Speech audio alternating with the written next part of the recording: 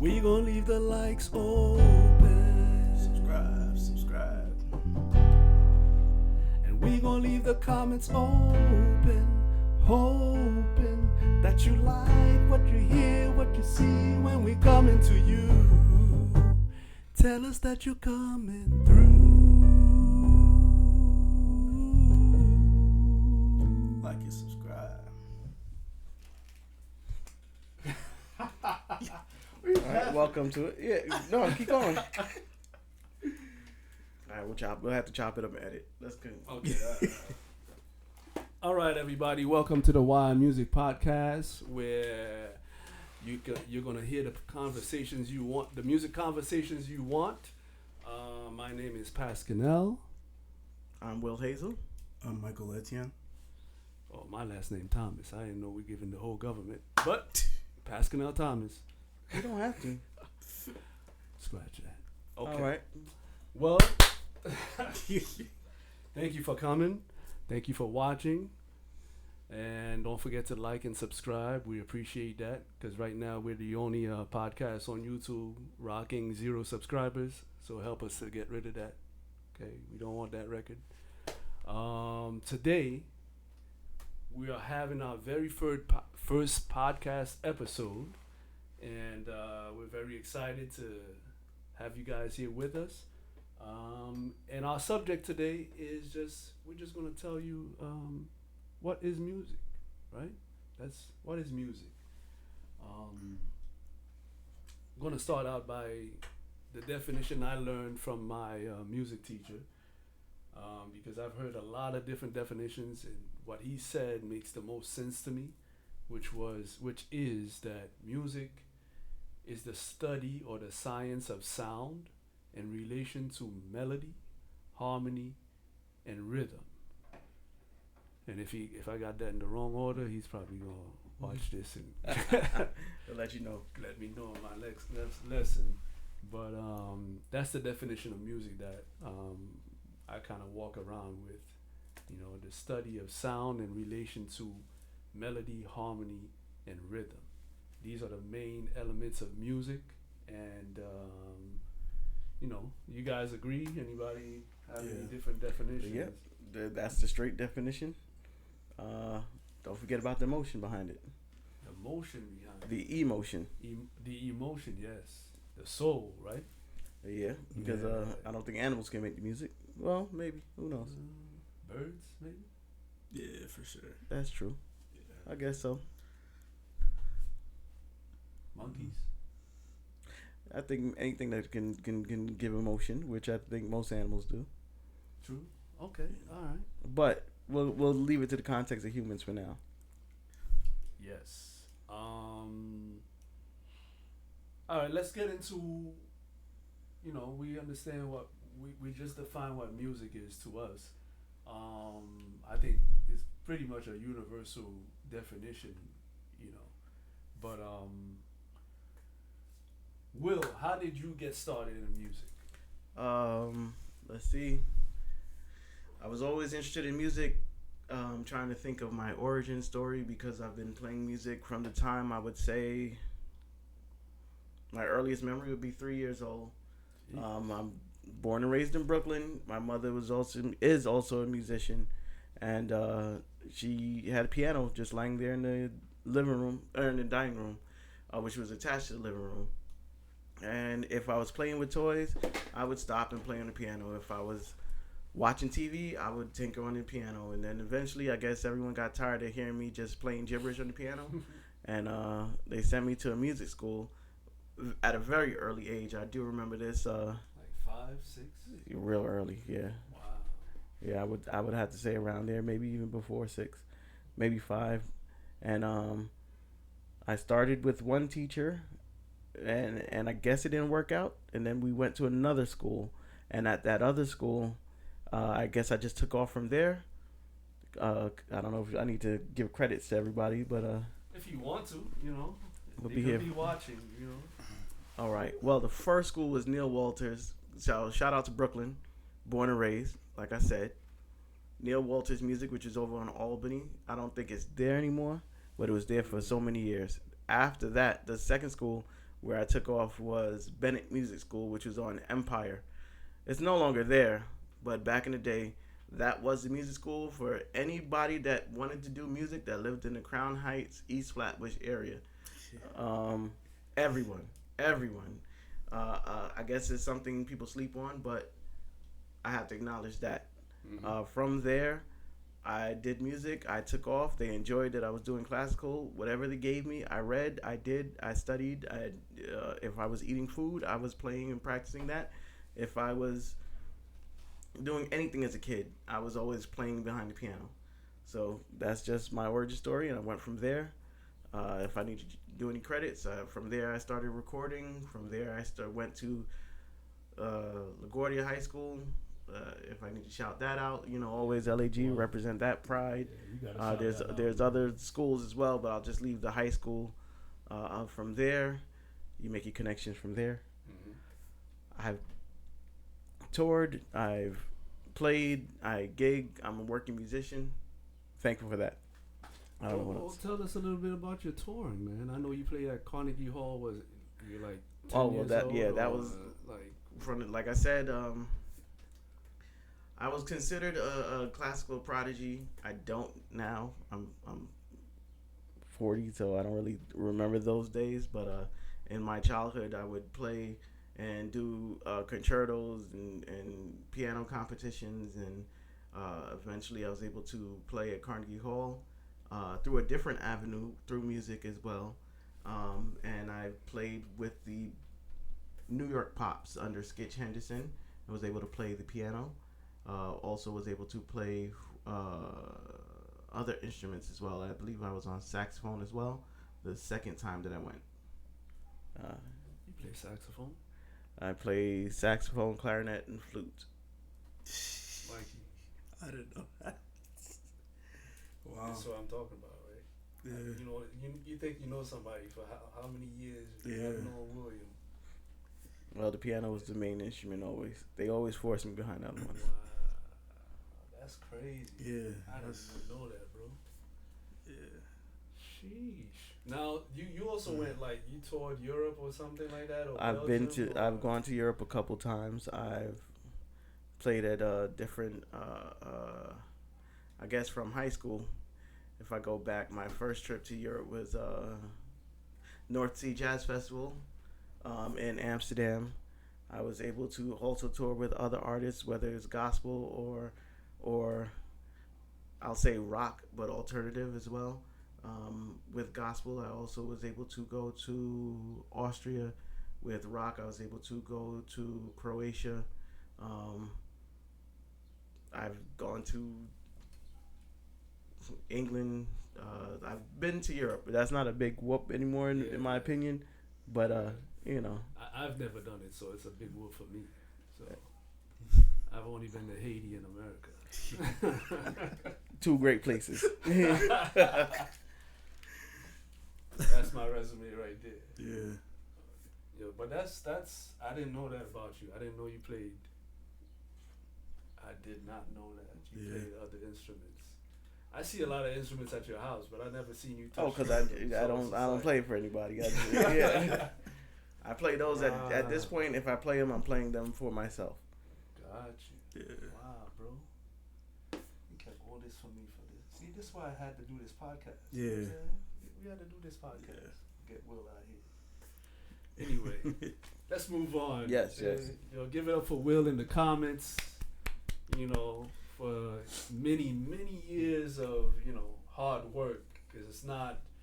You don't just watch YouTube videos and become a great musician. You got to put in a lot of work and a lot of study, and so this is why we're here. We're here to encourage you to put in the work. Don't take shortcuts. Just dig in, and it'll pay off. Now we're gonna go over to Mikey over here on the bass. Hear his story and see how share that with us, man. Come on. All right. So basically, I was born into a family of music, so everybody played at least one or two instruments. Born and raised in a church family. I grew up around gospel, classical music, a little bit of R&B and jazz, a little bit, but mostly gospel and classical.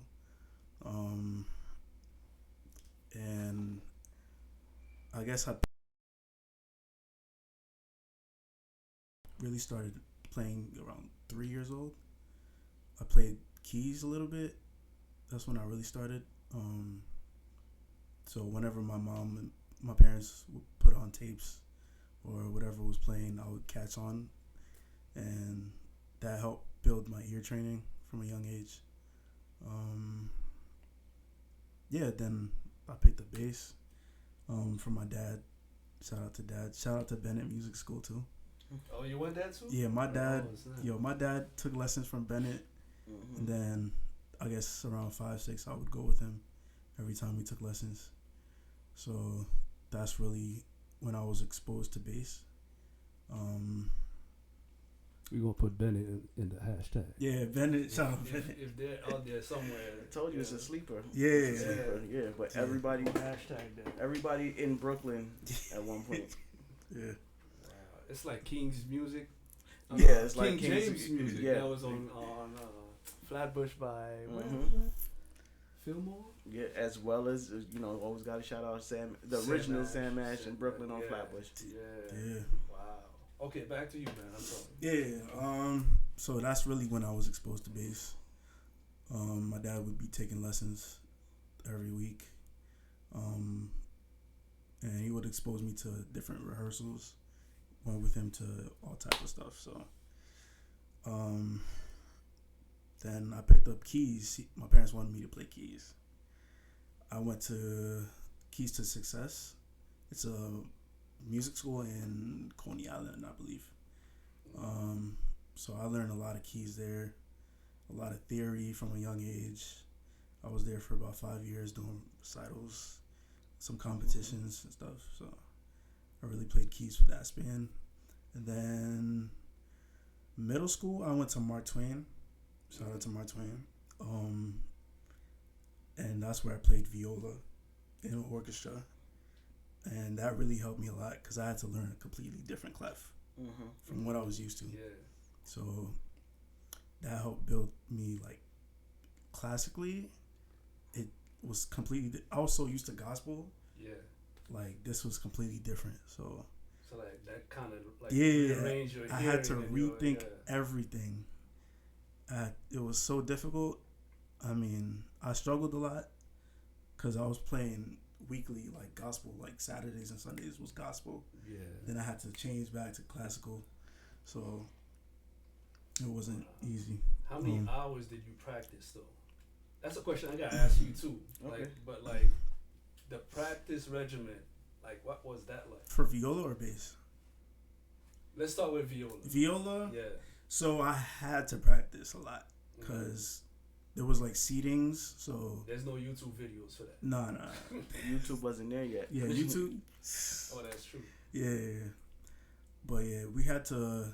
So there was basically the beginning of each year, we would have to have seating arrangements, and you would have to perform in front of the whole class for like a seating arrangement. So Yeah, That's pressure. yeah, it was that tough. was typical, but you had to. Yeah. Yeah, In front Yeah. of the whole class? yeah, Like this is a whole orchestra. yeah. In front of everybody. This is- Everybody. So you had to sitting there. win your spot. You couldn't just be like, yo, Nah. this my seat. And this was typical. This is something that was done in every orchestra, every band. Yeah. Wow. Yeah. Oh, I've heard Yeah, in order for you to get first chair, second First chair, chair, second Yeah. chair. Yeah. Yeah. you had to earn your place. I thought that was just with like violins. And Nope, that's everyone. Nah. You might get away with it if you're the timpani player, but even then you gotta be nice with it. Wow. I didn't know it was every instrument. I thought it was just like violins and like violas and like, you know. Wow. Trumpets. Trumpets as well. Yeah. Wow. Okay, yeah. Yeah. So you had to play in front of a whole class so you could have Yeah. your own My own keep seat your seat. in the viola section. I mean, but yeah, I had to. So how many hours were you practicing? And what kind of material did they give you? Like, I know it's classical, but like, what are you practicing? So I would practice about what 2 hours a day. Um, yeah, I would practice mostly 2 hours a day, and the material was probably stuff from like the books they gave us. I think it was like Hal Leonard or stuff, but Okay, it was stuff in those books. Then I guess around like seventh, eighth grade, then we started building up to like more like difficult pieces. Was there a lot of like exercise books or material to practice? Like, cause you're coming from playing at that point. You're coming from playing keys, Yeah, right? So your hand motion is completely different on a viola. yeah. Like, did they provide you? Was there like, how did you make that transition on that? There wasn't a lot of exercise. I mean, the book had exercise in it, but like not really. So you just had to go into pieces, Yeah, small pieces, and then like. Yeah, it was like assigned pieces. We'd have to practice every night, so it wasn't really. No technique development, like I like mean, the keys they have like what do they call it? Canon. Finger independent stuff, yeah. like all these different things. Like, I think it was because it was more like a, I don't know. It felt like a class. I don't know if that's why, but because there were so many people. Yeah. Okay. So you had to do a lot of legwork yourself. Yeah, and the professor that we had, she had a bunch of different orchestras. So we were like junior orchestra, senior orchestra. Yeah. So she had a lot on her hands. So she couldn't really go into like the little details. So a lot of it was on me, or my parents even got a private teacher. Okay. So I had to get a private teacher. You got to, yeah. So when you how did you get from there? Right. Okay. Yeah. So what are some of the places you guys perform? I mean, like obviously in the school. Yeah. So like, I remember we performed at Lincoln Center. Nice. That's when I remember we did a NYO competition, I believe. What's NYO? I think it stands for New York Orchestra. I'm not sure, but it's a really big competition for like orchestras, all type of stuff. So yeah, we did that. I think we collaborated with another school to do that. So y'all brought the orchestras together. Yeah, it was a huge thing. Jeez. Yeah. Wow. Did you have to win your chair in that situation? Not for that. The two orchestras. So I you mean, get your chair. Or it's just like, no, okay, we're doing this piece, everybody's Yeah, together. it was Then it's just broken up into sections. Oh, Yeah. bro. You know you already first chair. You just your strings 1, viola 1, viola 2, viola 3. Yeah. You just know what section to be in. But let me ask you a question though. How many? Because I've never done like classical. Yeah. I've taken some classical lessons, but I've never gotten to the point where like I'm in an orchestra Yeah. or anything like that. Yeah. And I still really want to be classically trained, even though I'm learning jazz now, and I grew up with a lot of gospel, whatever. Yeah. And shout out to gospel, 'cause gospel, the ear training in gospel. When you're playing in church and song starts, somebody's doing a testimony, and then instead of just doing a testimony, they go into a song too. Yeah. And then the song starts in C, and you end up on F sharp somehow at the end of the same song. Not because they're like modulating properly, just because their voice is just kind of like. Yeah, all over the place. But that ear train, that was a lot of. Yeah. Shout out to gospel, but I forgot my question, man. I forgot what I was gonna say. But back to you, like when you're in the orchestra, you guys played at Lincoln Center. Where else did you play? What was that like? The like. So that the NYO competition and Lincoln Center were like the main things, but it was mostly performing at school. Okay, so now how did you transition to bass? 'Cause you came from keys, then you went to viola, then bass, and now you're gonna make the decision of what you actually want to play. Yeah, so this was around the same time my father was taking lessons from a private guy. And I would be there for every lesson, just watching him, go over his different songs, techniques, exercises. So I started to pick up things, and then every couple hours a day, I would practice bass. Did your dad notice? I don't think he noticed. I mean, he would see me like physically pick up the bass, but he didn't really, really see what I was doing. So, I would go through his books. Every lesson he wrote, I'll go through it. Pick up little things. Start with scales, open strings, everything that was written down. I would every day. I skipped homework. I got home right away, to bass. So I was like really inspired from my father, taking lessons and stuff. Then I guess first when I started high school, that's when it really, I started taking it seriously. That's when my first like actual gigs started happening. Your actual gigs? Yeah, actual gigs. Where at? So people actually noticing that I'm playing bass in church. Okay, wait a minute. Before we get to you playing bass at church in front of people, the story your dad told me and your mom and your aunt and everybody. They make it sound like I'm a music prodigy. This is the story they said, Will. Like his father was playing in what kind of band?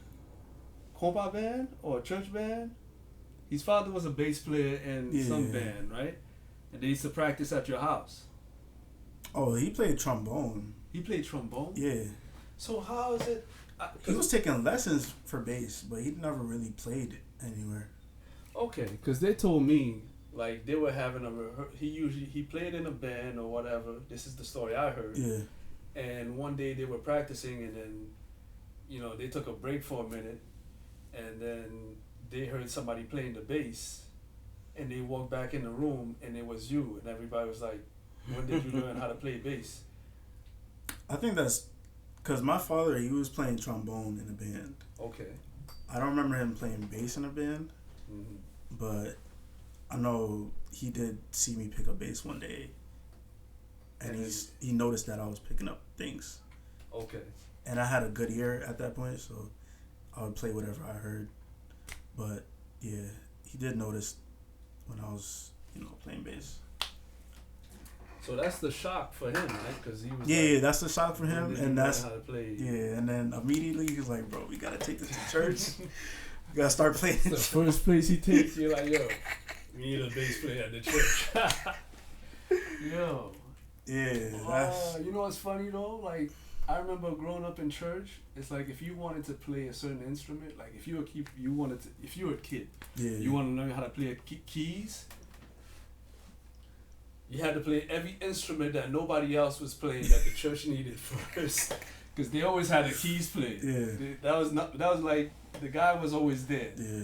And you would be wishing like, yo, this guy don't come for service on Friday night, on Sunday. You didn't want to play on Sunday because you suck. Yeah.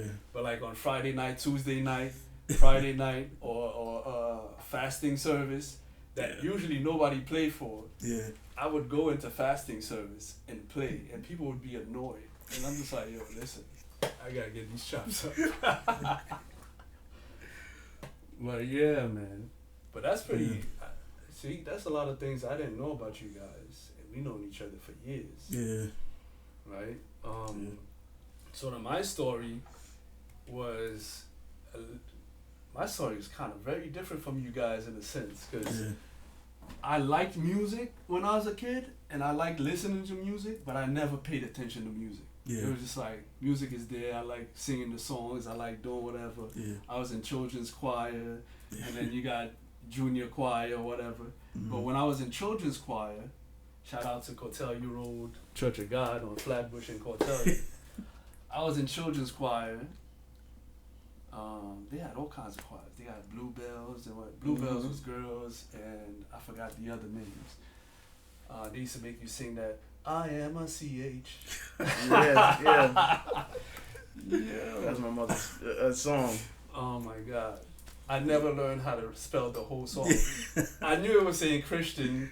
But I am a C, I never, am a CH, I am a CHRISTIAN. yeah, I never, Yeah. when singing it, I never got it right. I was like, yo, what are you guys saying? But I was in junior choir actually, and it was a Sunday that the choir was going to sing, Mm. and I'm sitting by the section. You know, every church got a section where the youth sits. Like Yeah. at least back in the day, Yeah. the youth always congregates on one side of the church, no matter what service. Yeah. This is where we sit, Yeah. right? And I'm sitting there, and the musicians happen to be right on stage in front of me, Mm. and I'm sitting there, and whoever was directing the service asked everybody to stand, Yeah. and I was tired. I didn't feel like standing up.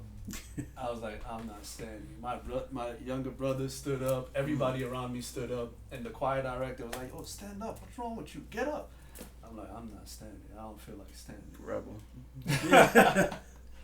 I don't feel like. And I remember that day I was wearing like a Hawaiian shirt that my mom had sewn for me. Yeah. Because my mom's a seamstress, and she used to make shirts for me and my brother. So I'm sitting there, and everybody's standing up. But I'm sitting there, and I'm looking at the guy on keys. His name is Daniel Jacques, R.I.P. Rest in peace. Mm-hmm. You know, that guy was like a father to me. And I was just at the time, I didn't know him. I'm sitting there, and I'm looking at him. And I'm like, I'm just not standing up. I'm gonna sitting on my chair because my legs hurt. Yeah. I'm making excuses for why I'm not standing up. And then I heard a voice say, "If you get up, I'll put you up there." While I'm looking at him, I'm like, I'm talking to myself. Mhm. Like, so I'm ignoring the voice. And then I heard, "What do you got to lose? Just stand up. I won't even ask you to sing. Just stand up." Yeah. And so I stood up. I was like, what do I have to lose? If I stand up, this thing is not even asking me to sing. So I stood up, right? And then about, I say 2 weeks to a month later, I'm at home, and my mother comes from work Mm.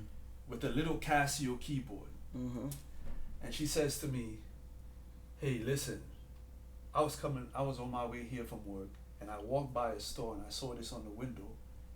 I passed the store, but for some reason, something told me that I had to buy this for you. So I went back and I bought it. This is yours." And I opened up the box, and then I started going to church and started listening to the songs and started playing the rhythms of the songs, like just banging them out on the keys. Yeah. And then I started hearing the melodies. Mm-hmm. And then when my mom noticed that I was playing the melodies of the songs they sung at church, one day after church, she waited till church was done and everybody was kind of leaving. She took my hand and said, "Come here."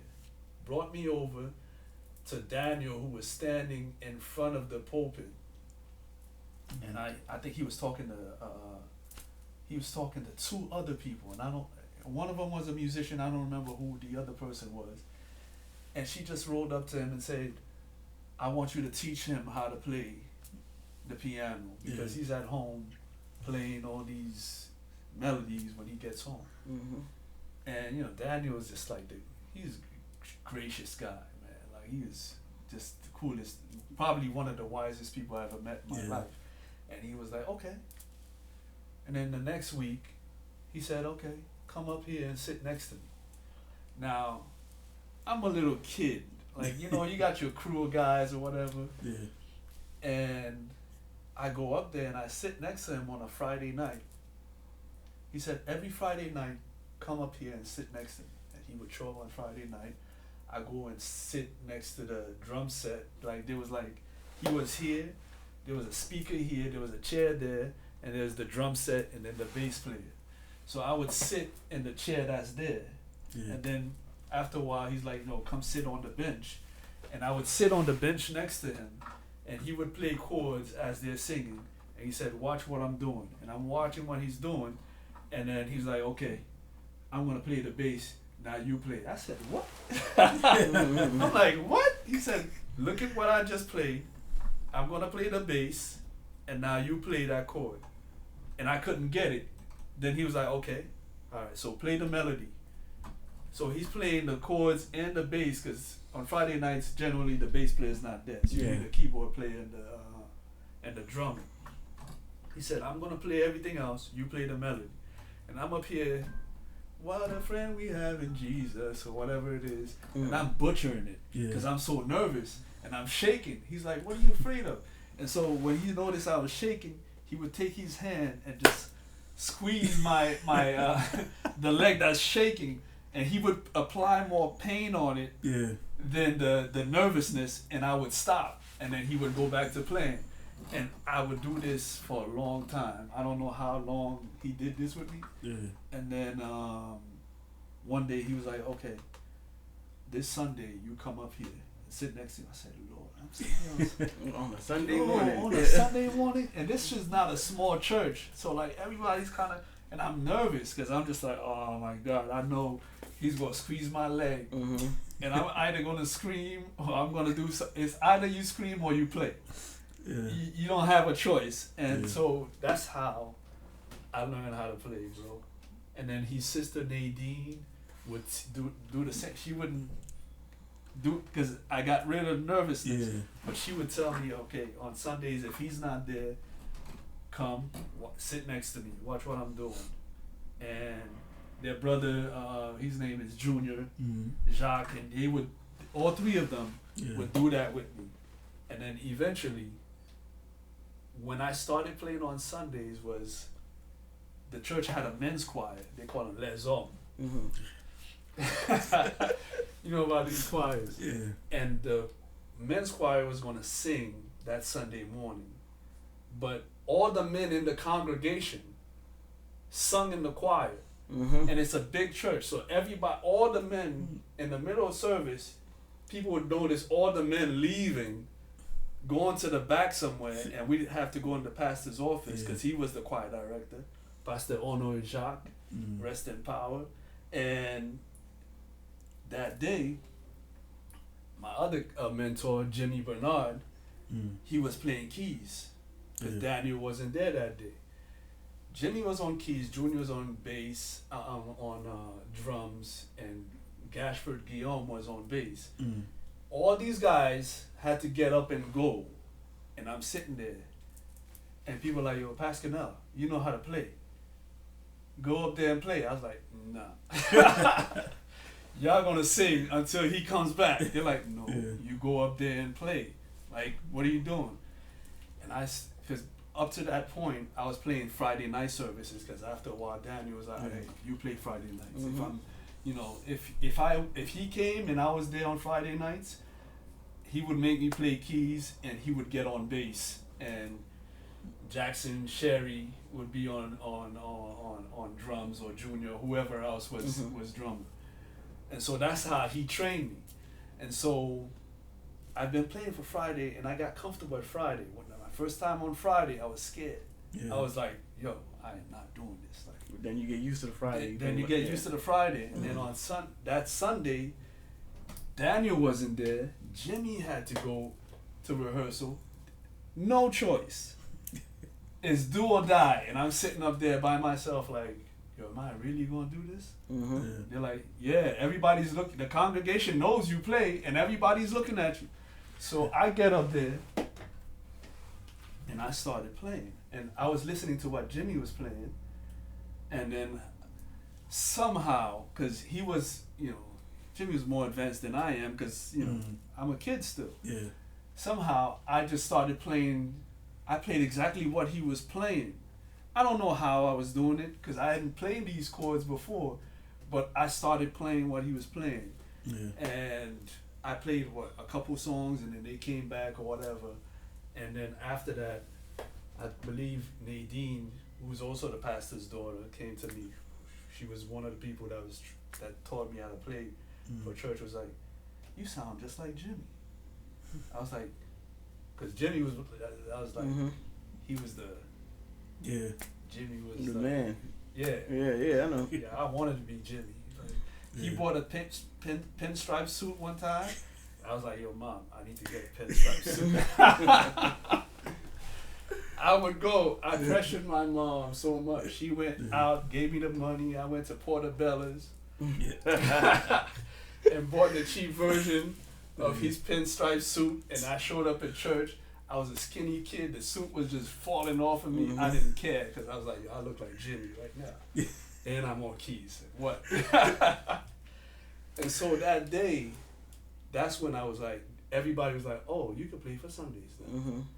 And I was like, yo, my leg, that shaking that Daniel got rid of, that shaking was like, and I'm playing, I'm shaking, but I was like, I'm playing. Yeah. And then I started playing Sundays when those guys weren't there, and then it just kind of escalated. Yeah. And I didn't get into jazz till way later, but like for years, that's what I was doing, man. Yeah. They used to train you hard at church, bro. I don't know how they do now. Yeah, it's much different now. It was a little bit more aggressive back in the day. Yeah. So that's how I learned. That's sink or swim. Sink or swim, bro. On a Sunday morning in front of everybody in a big church, bro. Yeah. Because this church, you guys been to the church.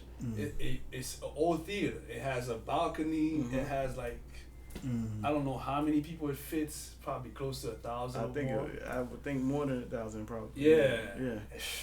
Bro. Yeah.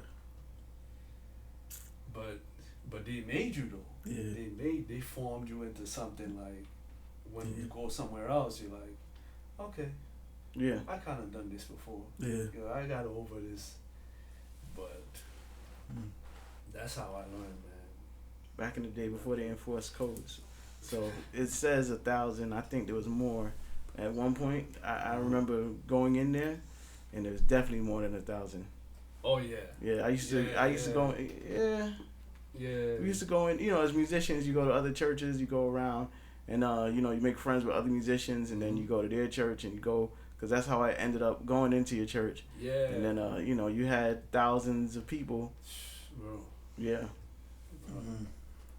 But like you don't know, like you see a lot of musicians playing, and you know people like to do this whole competition thing, like this guy's better than that guy.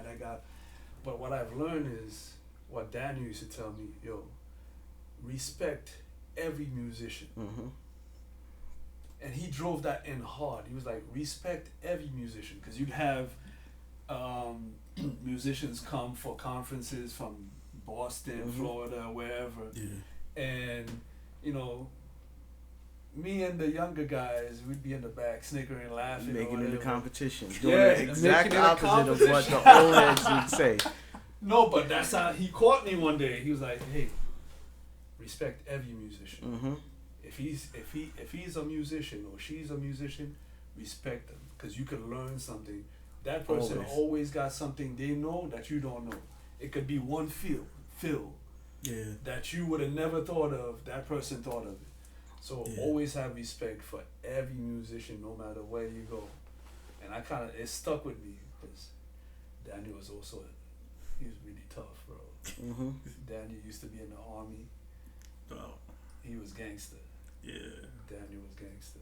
So you didn't lightly disobey Daniel.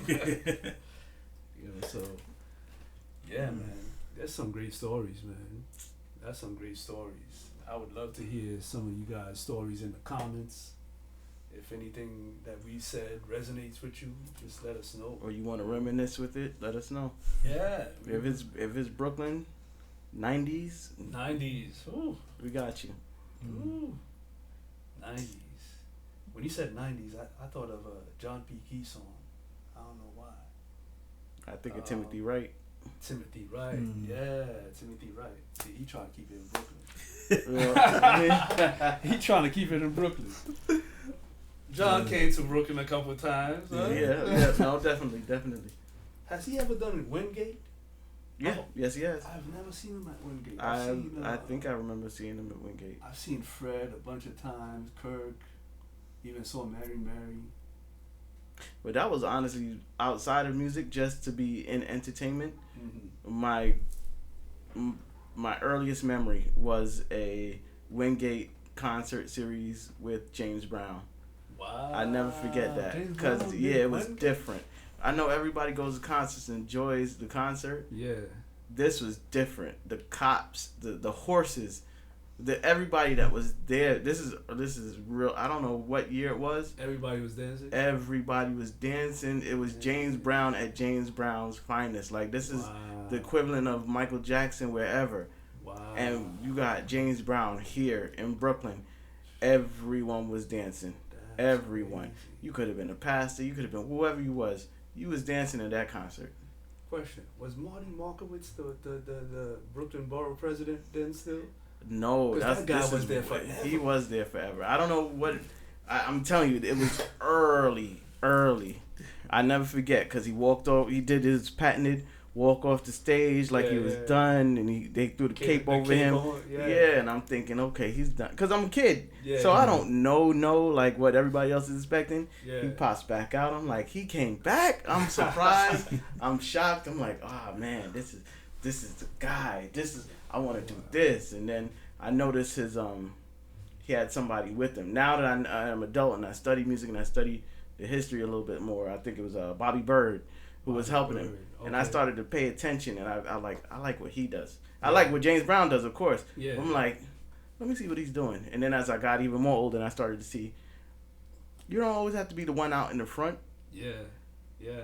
But all the positions are pretty good. You just got to think of where you want to go and what you want to do. Yeah. So Yeah. I'm just saying that was one of my early motivations. Yo. Speaking of Wingate concerts, like my top 3 Wingate concerts, Fred always kills it. Fred Yeah. Hammond always kills it. Like that's why if you go to a concert and you put Fred first, I'm like, Yeah, don't love put him, y'all. don't put him first. Don't put him first, I'm because like- everybody's gonna leave. I love y'all. Whoever's behind Fred, I love y'all, but Fred just is crazy. Yeah. But on another spectrum, like if you're doing like neo soul, Yeah. top 3 concerts I've been to. Every time I seen Fred at Wingate, it was pandemonium. But I saw Jill Scott Mhm.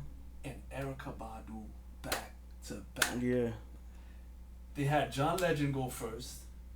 That's like when he first came out, so he was Yeah. very nervous on stage. He did a great set, but like you could tell he was like uncomfortable. Yeah, he's not as polished. Yeah, At that because at point, the time yeah. when you took him off of the piano, they had him off the piano at the At the mic. at the mic. It wasn't a good look. Yeah. But as soon as he got behind the piano, it was on. It was Mhm. dope. He's back in his comfortable space. Yeah, but that was his early years. Later on, he kind of he got better at it, I think. But after him, he opened up. Then they had Erykah Badu. It was crazy. I was like, this concert could end right now. Yeah. Like she just, and then she wasn't singing like these crazy notes and riffing or whatever. Mhm. Just like her presence and the way she just engaged the crowd, you felt like you felt like Erica's right here with you, and everybody else is just like background. Mhm. Yeah. Like she spoke to the crowd, she didn't just sing, she related to you, and it was just crazy. And I was like, yo, this concert is done. Yeah. After this, I'm leaving. And then Jill Scott came. When I thought it couldn't get any better, Yeah. she didn't destroy Erica, but she destroyed the crowd. It was just like, Yeah. this thing just came from here, it went here, and then it just shot up. Mhm. And I was like, yo, the videos, the MTV appearances, the TV stuff, they do not do these guys justice. Yeah. Like, and her voice is so beautiful. For me, it's just like, she's singing, but it's like poetry. she's talking. She's talking. singing. It's poetry. Yeah. It's as if like she's talking to you. It's like, oh my God, this lady is crazy. I don't know, bro. They still do the Wingate concerts? I don't know. I haven't been to one in like ever, man. Like I don't know. You know, we go into different talks if we go down that road because I don't know what people want in Brooklyn anymore. You live Yeah, two blocks from the place. I know. Like you can sit at his house and hear the concert. You can go on the roof and watch, but the neighborhood has changed. Yeah. So I don't know if they even want it. I don't know if they're having it. You know. So we're not singing and we're not happy. We're not colored no more that much in your neighborhood. The Wayans brothers moved out. Brooklyn is or much they got different. pushed out. Brooklyn is a much different Brooklyn now. Yeah. It's a who they got coming? Blink 182? No, that would be too old. We like Blink 182. Oh, that's true. Yeah. If they could get someone, I don't know. It all depends on what they want and what the community wants. So the community is no longer the community. So we'll see what happens. Okay. Yeah. Wow. So you guys want to play something to go out, or you just want to cliffhanger like What do you got in PBS mind? kids can't hold on much longer? I don't know. I like the blue bossa you played. Oh, earlier? Yeah. Yeah, but you got to play it over here, man. You good there? You good? Just to let everybody know, this is a good keyboard. This is just a much older. Yeah. MK80 Rhodes Yeah. from 19. So the sound of that, I like the sound, but it feels like a. It says it's weighted, but it's a. I don't know. It's not really that weighted, is it? Not really. You want to come in? What song we said? We said Blue Bossa. Blue bossa.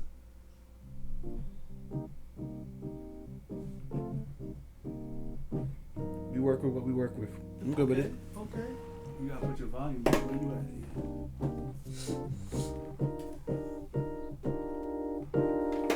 here? This is a solo performance, by the way. What? It's a solo performance. I haven't done Blue Bossa yet. I love the song, but.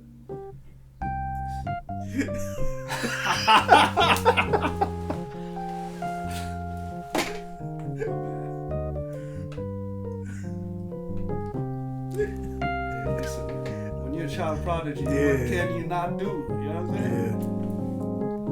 The Live Music Podcast. I also have no sustain pedal. Also, if you could see, Bach didn't need a sustained pedal, bro. Come on, man. I'm also at the helm Prodigy, with the guys. mixer, the interfaces. I'm running the. Let's we should discuss the difference between the talent and production side of things.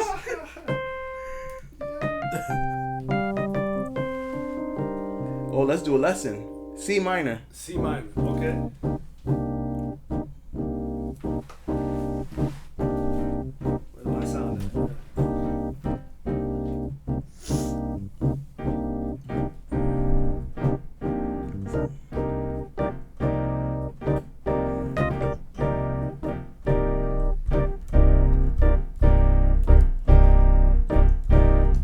Can I get that little bossa feel on C minor?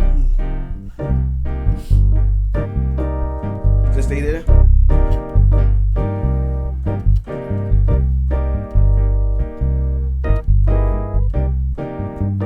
As a matter of fact, let's make this the song and not even do Blue Bossa. We'll do Blue Bossa another time, I promise you. Alright, what we playing? Well, you've got the chords, you've got the bass line. I guess I have to come up with a melody. So Okay, let's go. this is my challenge now. Okay. So I can do the melody, but then you feel like moving. Okay. So we'll do the melody, but don't move and then go up. Or run on that scale.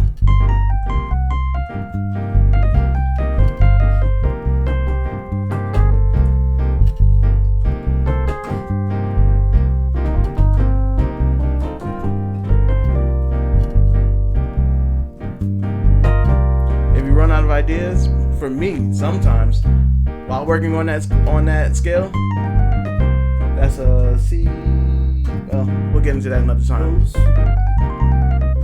Yeah, but I also like throwing in fours.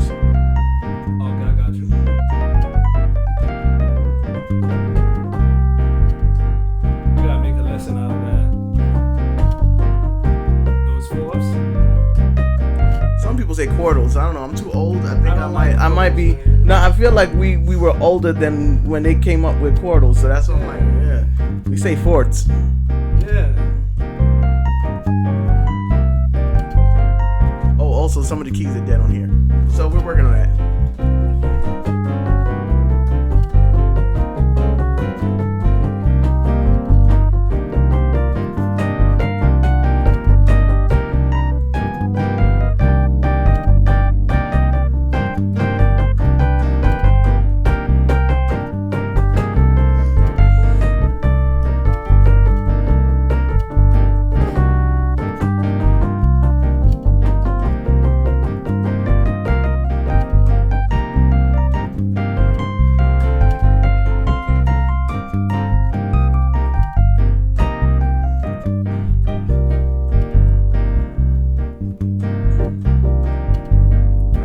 Have more for another time. This is our initial launch, so we just want to get everything out.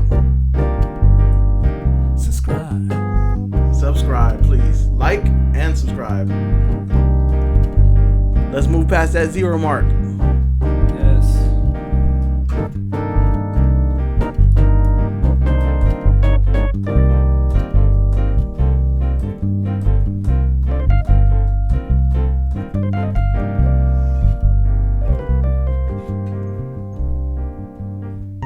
Subscribe.